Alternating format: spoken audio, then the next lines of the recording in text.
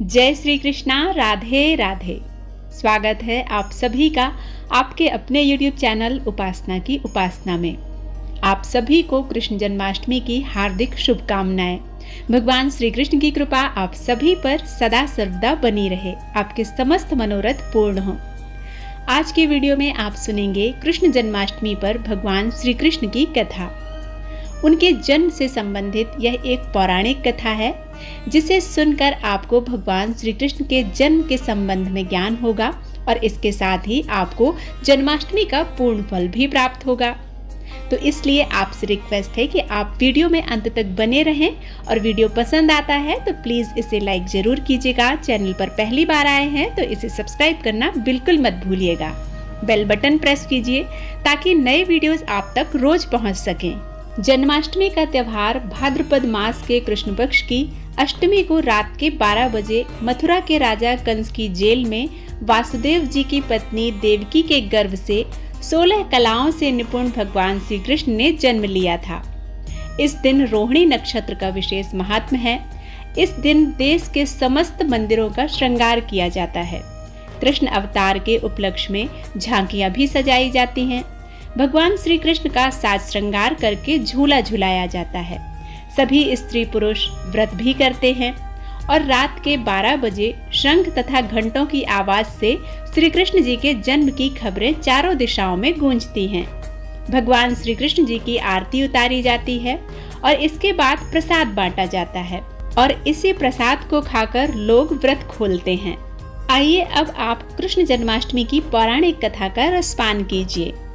राक्षसों के अत्याचार द्वापर युग में पृथ्वी पर अत्यधिक बढ़ने लगे थे। पृथ्वी गाय का रूप धारण करके अपना दुख सुनाने और अपने उद्धार के लिए ब्रह्मा जी के पास गई। ब्रह्मा जी सब देवताओं को साथ लेकर पृथ्वी को विष्णु जी के पास क्षीर सागर में ले गए। उस समय भगवान विष्णु अनंत शैया पर शयन कर रहे थे। विनती और स्तुति करने पर भगवान की निद्रा टूट गई। ब्रह्मा जी और वहां एकत्र समस्त देवतागण को देखकर उन्होंने उनसे आने का कारण पूछा।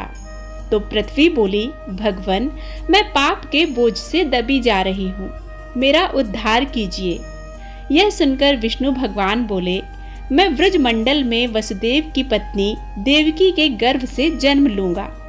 तुम सब देवतागण व्रज भूमि में जाकर यादव वंश में जाकर अपना शरीर धारण करो।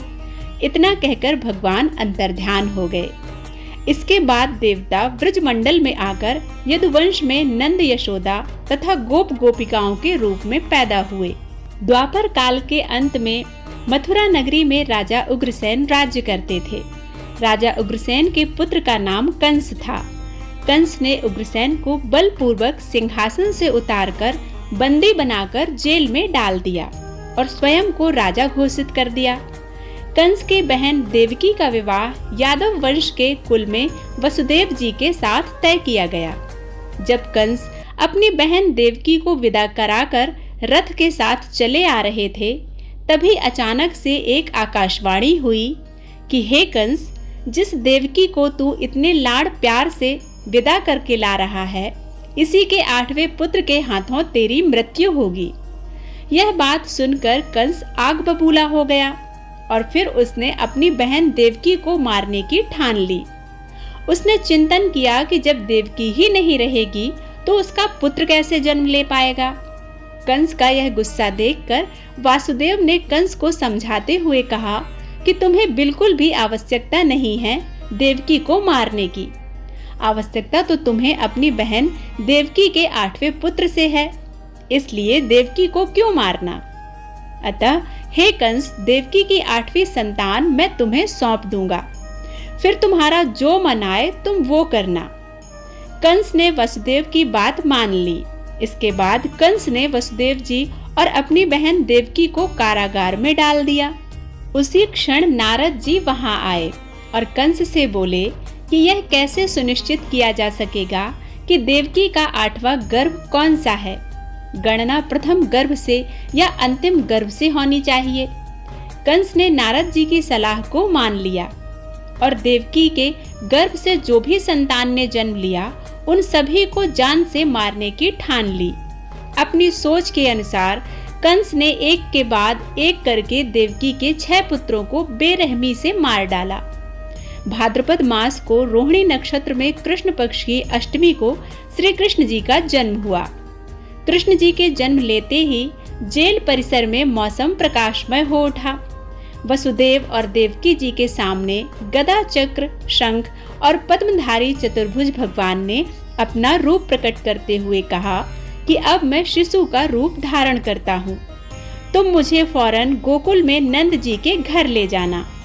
वहाँ उनके घर एक कन्या ने जन्म लिया है, उसे यहाँ लाकर आप कंस को दे देना और बोलना कि कन्या ने जन्म लिया है।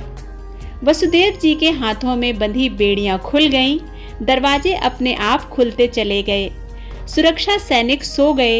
एक टोकरी में श्री कृष्ण को रखकर वसुदेव जी गोकुल को चल निकले। मार्ग में यमुना नदी श्री कृष्ण जी के चरण स्पर्श करने के लिए उफान मारने लगी, तो श्री कृष्ण जी ने टोकरी से अपने पैर नीचे लटका दिए। चरण स्पर्श के बाद यमुना जी घट गईं और वसुदेव जी को मार्ग दे दिया। वसुदेव जी यमुना नदी पार करके गोकुल में नंद जी के निवास पहुँचे। शिशु कृष्ण जी को यशोदा मैया के बगल में सुलाकर कन्या को लेकर वापस कंस के कारागार में पहुँच गए। जेल के दरवाजे खुद ब खुद बंद होते चले गए। वसुदेव जी के शरीर पर बेड़ियां पड़ गईं, पहरेदार जाग गए। कन्या के रोने की आवाज कंस के कानों तक पहुंच गई। कंस ने कारागार में जाकर उस कन्या को हाथों में लेकर पटक कर मारना चाहा, लेकिन वह कन्या कंस के हाथों से छूटकर आकाशमयी हो गई और एक देवी का रूप लेकर बोली कि हे कंस, मुझे मारकर तुझे क्या फायदा पहुंचने वाला है? तुझे मारने वाला तो जन्म लेकर गोकुल कब का पहुंच चुका है। यह सब सुनकर कंस घबरा उठा। कंस ने श्री कृष्ण को मारने के उद्देश्य से कई राक्षसों को भेजा, कई षड्यंत्र रचे। श्री कृष्ण जी ने अपनी माया से सभी राक्षसों को मार डाला। बड़े होने पर श्री कृष्ण जी ने अपने मामा कंस को मारकर अपने नाना उग्रसेन जी को राजगद्दी दिलाई। श्री कृष्ण जी की इसी जन्म तिथि को तभी से सारे देश में बड़े ही हर्षोल्लास के साथ मनाया जाता है। श्रद्धालु इस दिन पूरी श्रद्धा, निष्ठा और विश्वास के साथ व्रत रखते हैं और भगवान श्री कृष्ण के जन्म की कथा सुनते हैं। कृष्ण जन्माष्टमी के दिन कथा सुनने से कान्हा का आशीर्वाद प्राप्त होता है। भगवान श्री कृष्ण की कृपा हम सभी पर सदा सर्वदा बनी रहे, हमें समस्त कष्टों से मुक्ति प्राप्त हो और हमारे जीवन में सुख, शांति और समृद्धि बनी रहे। इसी कामना और विश्वास के साथ आप सभी से विदा लेती हूँ। उम्मीद है कि यह कथा आप सभी को पसंद आई होगी। यदि पसंद आती है तो वीडियो को लाइक करके चैनल को सब्सक्राइब करना बिल्कुल मत भूलिएगा। मिलती हूँ एक नई कथा के साथ, तब तक के लिए जय श्री कृष्णा, राधे राधे।